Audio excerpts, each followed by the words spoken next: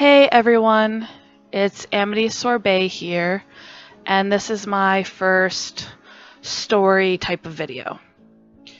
But before I get into it, I just want to mention this video will probably be sad, so if you are someone that gets emotional easily or you totally hate crying, then you might not want to watch.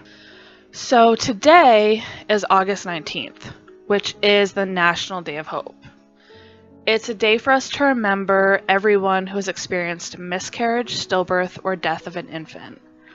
It's also a chance for those experiencing a loss to hope that life will bring us blessings despite everything we've been through. For some of us, that means we pray for healthy children in the future. I imagine there are people in SL who have gone through the things I just mentioned and have used this game as an escape or a place of healing. My hope is maybe this vlog will help people realize they're not alone and will also highlight a topic that's unfortunately considered taboo in society. For years I've wanted kids. I'm just one of those people who's meant to be a mother. I also tend to be very motherly towards others, but I try to curb that. My husband initially was freaked out about having kids and didn't even want to try for several years. I finally got him to agree starting this January of 2017. Because I've had some minor health issues, I basically assumed that I'd miscarry at some point. And it's common actually. 25% of women experience a miscarriage. And I think the statistic could be higher because some women have miscarriages but simply think their period is very late. The first time I didn't get pregnant because I had a scare thinking that I had breast cancer. So, I went to the hospital, I got it checked out, and they found that things were okay. As an aside, please everyone get your mammograms. The second time we tried, I did get pregnant. I tested the first day of my missed period. And I know some people are really keen on getting pregnant, and so they are incessant checkers. But honestly, I wish I hadn't checked that early. It turned out to be a chemical pregnancy where something was wrong with the egg, so it didn't attach properly, and I miscarried about 5 days later. So I basically had to sit around and just wait for it to happen. It definitely made me sad for a few days, but I had, gone forward expecting this possibility, so I was definitely able to move on. The third time we tried, I didn't test because I was feeling a little bit crampy and I just kind of assumed that my period was on its way. About a week after the day of my missed period, I had horrible pain for about 5 minutes in my abdomen, and it scared me horribly, so I took a pregnancy test that night. The test ended up coming back positive. I was really happy, but looking back, I realized that at the same time, I was also nervous when I found out. I wasn't able to get properly happy, which is weird for me because I'm one of those people who jumps up and down and gets all excited about good things that happen. Over the next few days, I did get a little bit happier. We started to talk about what the future would be like with a baby, what we would need to do. But again, while being happy, I was super chill about the whole thing, which should have been a red flag.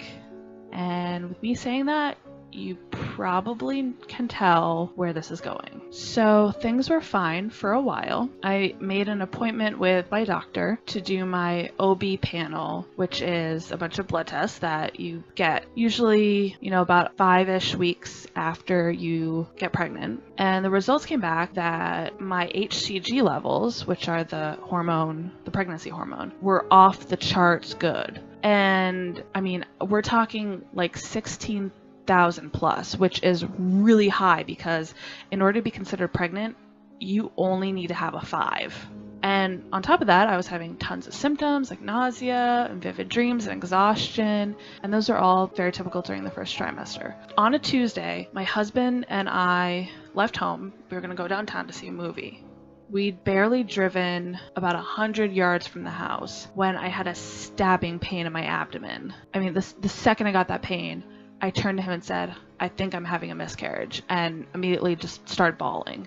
He was telling me not to worry because pain can happen during pregnancy. And I read that it can happen. My pain, though, was pretty bad. It was so bad I almost passed out. After about 15 minutes, it subsided. So instead of seeing the movie, we just went straight home.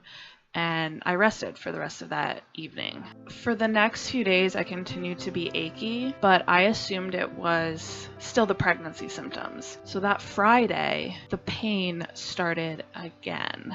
This time, I knew something was terribly wrong since it was even more intense and came totally out of the blue again. So we went to the ER. It was the worst pain of my life, guys. And I had to wait an hour in the waiting room to be seen. I was literally screaming for an hour.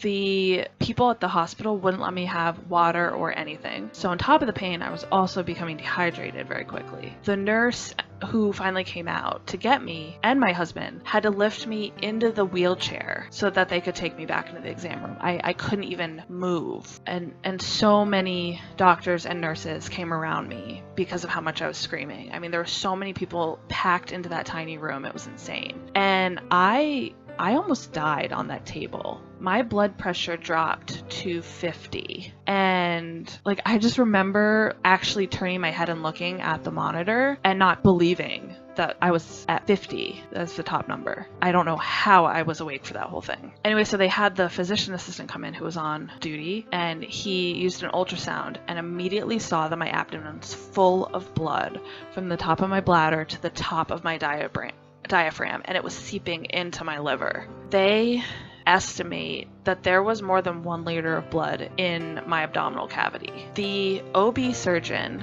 got there pretty quickly, despite not even being on call. I mean, he doesn't really get called in like this except for births. So because of all the blood that was in my abdominal cavity, he had to get another surgeon to help. You guys need to understand that this is a local town hospital. They are not a trauma hospital. They don't have experienced trauma surgeons on staff, and they don't have very much blood stored on site. I needed a transfusion to save my life. And I only got a transfusion because I'm a universal receiver of blood due to my blood type. In this kind of situation, I should have been airlifted to a trauma hospital, but they couldn't do with that because I would have died in the helicopter. I'm just trying to get across how bad a situation this was. Despite everybody around me trying to remain calm and trying to keep me calm and trying to attend to me, I could see the fear in their eyes. And they kept saying, "We're losing her, we're losing her." During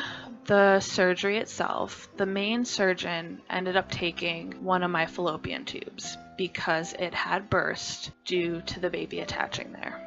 What it's called is an ectopic pregnancy. These are rare, so of course it would happen to me. Only 2 to 5% of women who get pregnant end up with this type of pregnancy. And often it's caught pretty early because with an ectopic pregnancy, a woman's HCG levels are characteristically low a majority of the time. My levels were 16,000, so you can see where they didn't catch it and why they didn't catch it.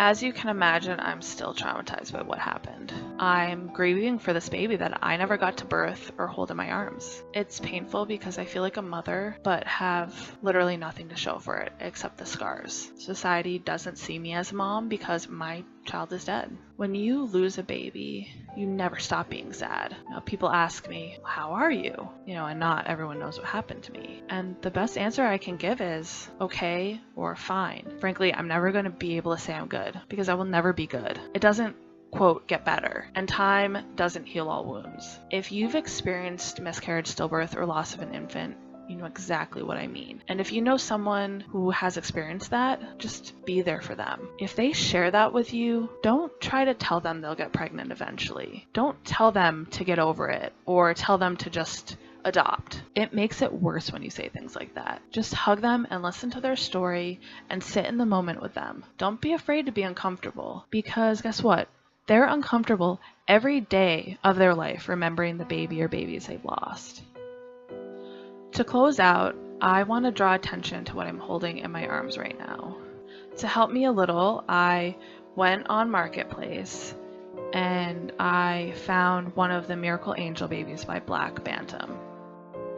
Any little thing, even a virtual mesh creation, helps during the grieving process, I think. Also, if you've gone through this kind of loss or know someone that has, and you'd like a listening ear, I'm here for you. So go ahead, reach out to me in world or through Facebook. You'll find me under Amity Sorbet on all platforms and social media sites. I'm also open to answering questions if you leave them in the comments below or send them to me directly. I will openly answer almost anything you ask. Thank you so much for watching this vlog, and please never stop hoping.